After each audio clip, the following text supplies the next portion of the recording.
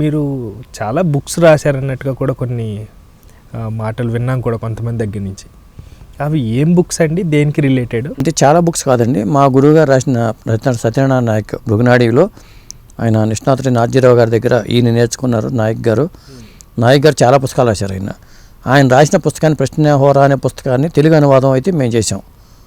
Telugu book తీసుకొచ్చాం. భవిష్య publications Kronos data bridge అని మేము ఇద్దరం కలిపి అనువాదం చేసుకుని, ఆయన ఇంగ్లీష్లో బాగా ఎక్స్పర్ట్ ఆయన తెలుగు పెద్దగా రాదు.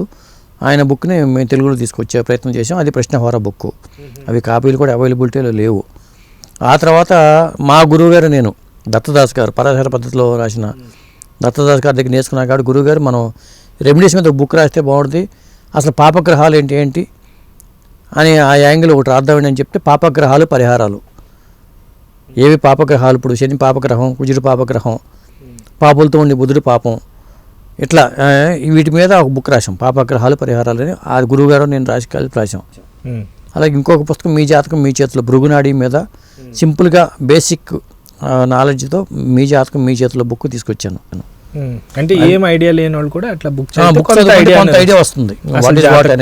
జాతకం అంటే ఏంటి, ఎంతవరకు నమ్మాలి, ఇట్లాంటి అది రాశాను. ఇప్పుడు లేటెస్ట్గా ఇంకొక బుక్ రాశాను, త్వరలోనే తీసుకురాబోతున్నాను. గజకేసరి యోగం. చాలా మంది నేను వీడియో కూడా చేశాను. గజకేసరి యోగం పార్ట్ 1 అని చేశాను. గజకేసరి యోగం ఎన్ని రకాలుగా ఉంటుంది, ఎన్ని కాంబినేషన్లో ఉంటుంది. గజకేసరిలోనే మళ్ళీ చాలా ఉన్నాయి. గజకేసరి అంటే సింహము ఏనుగు కలిస్తే ఎంత బలంగా ఉంటుందో అంత బలమైన యోగంగా చెప్తాం. గజం అంటే అరవికి రారాజులు కదా వీళ్ళు. ఈ 2 గ్రహాల కాంబినేషన్లో వచ్చే యోగం ఎంత బలంగా ఉంటుంది, ఎన్ని రకాల కాంబినేషన్లు ఉంటాయి, టాప్ 10 కాంబినేషన్స్ ఏంటి, ఈ యాంగిల్లో డీటెయిల్గా ఎంతవరకు బుక్ లేదు. గజకేసరి యోగం మీద చాలామంది చాలా రకాల వీడియోలు చేశారు, కానీ ఒక గజకేసరి యోగం మీద పూర్తి స్థాయిలో ఒక బుక్ అయితే లేదండి. అవన్నీ రీసెర్చ్ చేసుకుంటూ ఆ బుక్ తీసుకొచ్చే ప్రయత్నం చేశాను. అది చాలా వరకు అయిపోయి వచ్చింది, కొద్ది రోజులని ప్రింటింగ్కి వెళ్తుంది. అలాగే వాస్తు మీద మీ ఇల్లే మీ అదృష్టం అని, ఎందుకంటే వాస్తులో కూడా రకరకాల పుస్తకాలు వచ్చినాయి. నా దగ్గర దాదాపు 200 పుస్తకాలు వాస్తు పుస్తకాలే ఉన్నాయి.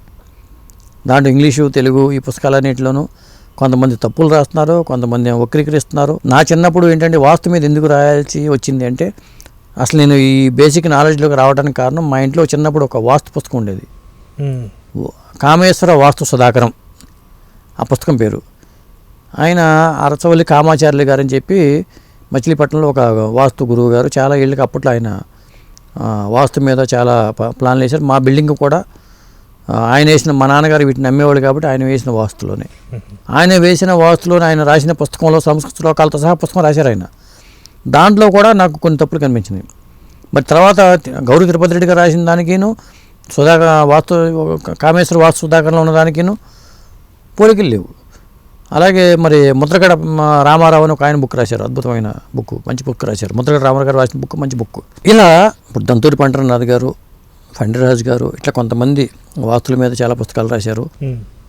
వీళ్ళు కాకుండా మరి ఇంకొక ఆయన ఏంటంటే పంచభూతాల నియంత్రణే వాస్తు అని చెప్పి ఆయన తెమ్మయ్య చౌదరి గారు, ఆయన ఒక బుక్ రాశారు. ఇట్లా చాలామంది చాలా రకాలుగా, నాకు తెలిసి ఇన్ని రకాల పుస్తకాలు రాయొచ్చా ఎందుకంటే భిన్నాభిప్రాయాలు వస్తున్నాయి. చాలా పుస్తకాలు భిన్నాభిప్రాయాలు ఉంటున్నాయి. ఒక ఆయన నగదు బీరువా ఎక్కడ పెట్టాలి అనుకున్నప్పుడు నైరుతి పక్కన ఉత్తరం వైపు తిరిగి ఉండాలంటాడు. ఒక ఆయన ఉత్తర వాయువ్యంలో ఉండాలంటాడు. ఒక ఆయన తూర్పు సముద్రం ఇంటి కానీ ఉత్తర సముద్రం ఇంటి కానీ ఎదర ఖాళీ స్థలం ఎక్కువ ఉండాలంటాడు. ఒక ఆయన రోడ్డును బట్టి వాస్తు ఉండాలంటాడు. ఒక ఆయన ఇలాంటి భిన్నాభిప్రాయాలు ఒక చోట ఉన్నప్పుడు ప్రామాణికత ఏంటి అనేది మనం చెప్పాల్సిన అవసరం ఉందా లేదా, కనీసం గైడ్ చేయాల్సిన అవసరం ఉందా లేదా. కాబట్టి నేను ఆ ఉద్దేశంతోనే ఇప్పుడు వీడియోలు చేయడానికి నేను కారణం ఏంటంటే, కనీసం ఇది చెప్దాం, ఈ పుస్తకాల్లో ఇది ఉంది, ఈ దాంట్లో ఇది ఉంది.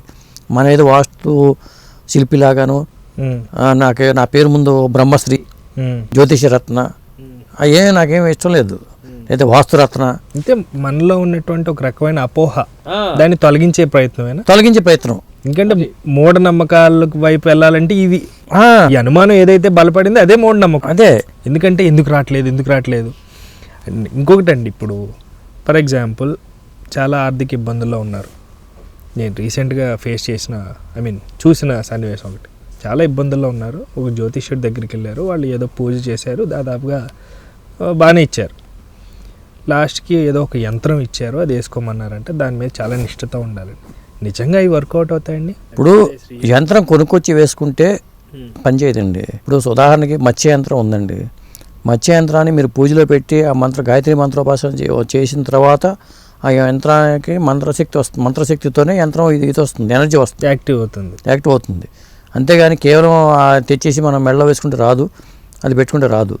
ఇంకొకటి ఏంటంటే అసలు ఆ వేద మంత్రాలతో మనం చేయించుకోవాలని చెప్తాం కదా, చదివిన పండితుడికి ఎంత నాలెడ్జ్ ఉంది. వేద పండితులు, వేదం నేర్చుకునే వాళ్ళు వేద పండితుల సమక్షంలో చేయించుకుంటే అద్భుతమైన వేద పండితులు ఉన్నారండి. ఇప్పటికీ ఈ జనరేషన్లో కూడా అద్భుతమైన వేద పండితులు ఉన్నారు. అట్లాంటి వాళ్ళతో చేయించుకోవాలి తప్పితే ఓ పక్కనేమో ఇక్కడ వేదం చదువుకుంటూ ఉంటారు, మళ్ళీ బయటికి వెళ్తేనేమో అవలక్షణాలు చాలా ఉంటాయి. అలాంటి వాళ్ళతో పనులు జరగదు. అందుకనే మీరు మంచి వ్యక్తిని, మంచి పండితుడిని ఎంచుకోండి, మీరు ఎక్కడ చేసుకున్నా ఎవరు చేసుకున్నా. అందుకని కొంతమంది గురువుగారు నాకు రాయి పెట్టుకుంటే ఏ రాయి పెట్టుకుంటే బాగుంటుంది అంటారు, ఏ రాయి పెట్టుకుంటే బాగుంటుంది నాకు వంగరంగా అంటారు. ఇప్పుడు నేను కూడా ఇది పెట్టేది కాదు, ఇది నేను ఏదో నా జాతకం బాగుండాలని పెట్టింది కాదు. ఇది ఎవరైనా అంటే జాతకం చెప్పినప్పుడు ఎవరైనా గిఫ్ట్ ఇచ్చారా? అది చెప్పేది. ఒక ఆయన తీసుకొచ్చేసేసి ఒక ఆయన వచ్చి మీరు ఎవరికో సరిపోకపోతే నేనే పెట్టుకున్నా చెప్పేది. అదేంటంటే ఈ రాళ్ళలో కూడా జెన్యూనిటీ మనకి ఎంతో తెలియదు, ఏ రాయి ఒరిజినల్ రాయో తెలియదు. కాబట్టి ఏ రాయి పెట్టుకోవాలండి, దీనికి ఎంత ఖరీదు ఉంటుంది అది ఎవరికి తెలియదు. 200 రూపాయల రాయిని 2000 రూపాయలు కూడా అమ్ముతున్నారు, 20,000 కూడా కొనుక్కునే వాళ్ళు ఉన్నారు. మన అనుమానాలే బిజినెస్కి కారణం అవుతున్నాయి కదా. అదే చెప్పేది. జ్యోతిష్యం పేరుతో ఇది ఒక పెద్ద వ్యాపారం జరుగుతుందండి, అందుకు అనుమానం లేదు.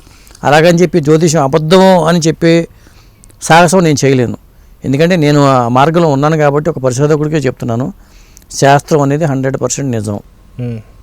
దేవుడు ఒకప్పుడు మరి నమ్మని వ్యక్తిగా నేను వచ్చి మళ్ళీ దేవుని దైవత్వాన్ని దైవ ఉనికిని కూడా నేను తెలుసుకోబట్టే నేను ఆ మార్గంలోకి వచ్చాను. నేను అబద్ధం అనుకున్న దాంట్లో వెళ్ళను అసలు. నేను ఇది అబద్ధం అనుకుంటే దాన్ని నమ్మను, ఇది అబద్ధం అనుకుంటే ఆ పని చేయను. అది దాంతో ఒక నిజం ఉంటే తప్ప దీన్ని అంత చదువుకోవాల్సిన అవసరం లేదుగా, లేకపోతే ఇదే నేర్చుకోవాల్సిన అవసరం లేదుగా. నా ఫీల్డ్లో నేను ఇంకా ఏదో చేసుకోవచ్చు కదా. శాస్త్రం ఉంది, కాకపోతే దీన్ని 4 రాళ్ళు వెనకేసుకోవడం కోసం లేదా ఈ రత్నాలు వెనకేసుకోవడం కోసం కాదు. అది ఎడ్యుకేట్ చేయడం కోసం పనికి వచ్చేలాగా ఉంటే చాలు. నేను రాసే పుస్తకం అయినా, నేను చేసే వీడియో అయినా జనాలను ఎడ్యుకేట్ చేసేలా ఉంటే చాలు.